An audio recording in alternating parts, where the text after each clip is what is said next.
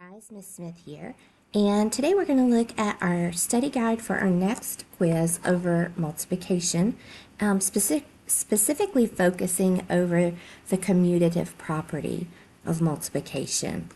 So the first question says, which expressions describe the array? So the first thing you may be wondering is, what is an array? An array is an arrangement of objects to show or demonstrate multiplication. Arrays have rows and arrays have columns. So we are specifically looking for multiplication if they're asking us about this array. Circle the two correct answers. So we also know that we're going to be looking for two correct answers.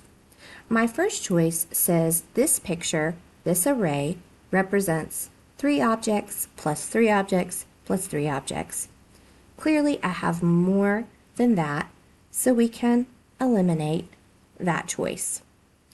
Choice B says, I have 12 times 3, or in everyday language, that means I have 12 groups of 3 things each. Clearly, I do not have 12 groups of 3 things, so this would not be a correct solution. Choice C says, I have 3 groups, and each group has 4 objects in it, or 3 times 4. If I look down a column, I can see 1, 2, 3, 4 objects. This is a group of 4. If I circle each of my groups of 4, I can see I have 3 groups of 4. This is one correct solution to the first problem. The next choice says I have 4 times 3, or 4 groups of 3 things. If I look across at a row, I can see I have 1, 2, 3, 1, 2, 3, 1, 2, 3, 1, 2, 3. I have 4 rows of 3, or 4 times 3. This is the second correct answer. Clearly, it's easy to see I do not have 4 objects plus 3 objects, as there are more circles in my array than 7 things. So we'll eliminate that choice. Number 2, fill in the blanks to make each equation true. This is where they're hoping students are understanding the commutative property of multiplication, or simply put, that you can flip-flop multiplication facts and they're going to give you the same result. So if I know 4 times 8, then I can solve 8 times 4. The equal sign in an equation simply means that what is over on this side is the same amount as what is on this side. So all that they are requiring students to do is fill in the missing factor for the flip-flop fact, or the commutative property.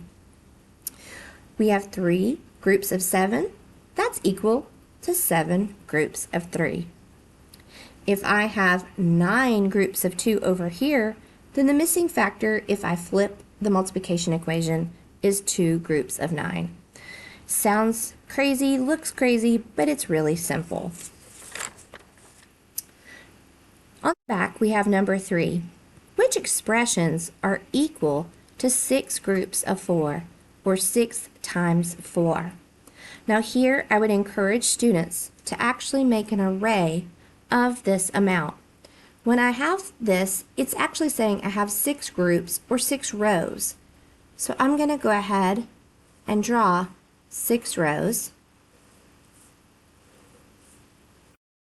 Just going to double check myself. 1 row, 2 rows, 3 rows, 4 rows, 5 rows, 6 rows. And then each row is going to contain 4 things. So I'm going to give each row 4 things, making sure they line up into columns as well.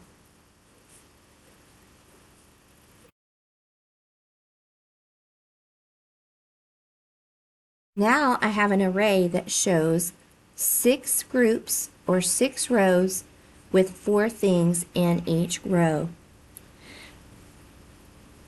We can break that down or use the distributive property, which is also something we've talked about this topic, to see a big expression or a big multiplication equation like 6 times 4 as two smaller groups. So first, let me see if I can break it into a group of 3 groups of 4. If I had 3 groups of 4, I would have 1 row, 2 rows, 3 rows. I'm just going to circle those right now.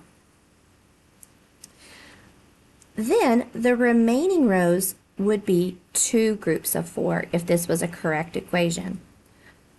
I clearly have more than 2 rows of 4 left, so this is not a correct representation of the distributive property of multiplication. The next choice says, what if I had 5 rows of 4? So let's do 1, 2, 3, 4, 5. I'm going to circle those 5.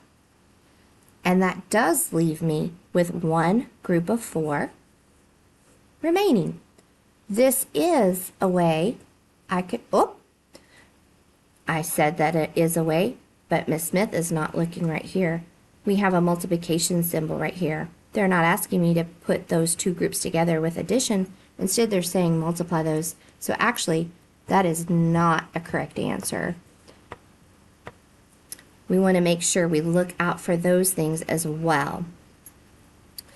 The next choice, if I have 3 groups of 4, so going back to right here, 3 groups of 4, I would add that and I would have another 3 groups of 4. This is a correct equation.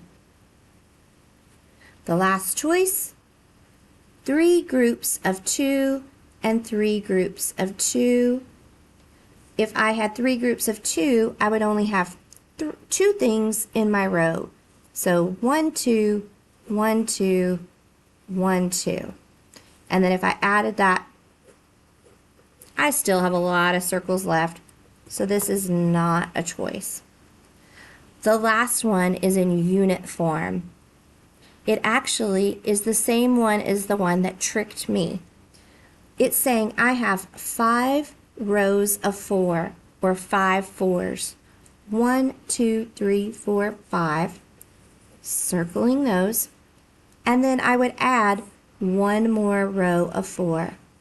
This is the correct second expression. So be mindful. First, does it represent the picture or the array?